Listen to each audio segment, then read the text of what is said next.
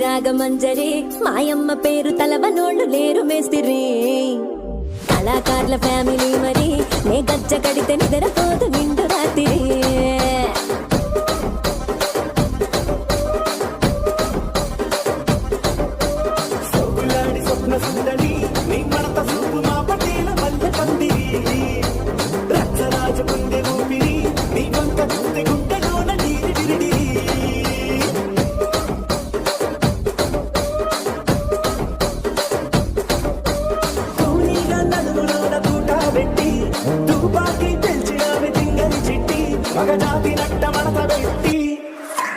ఆ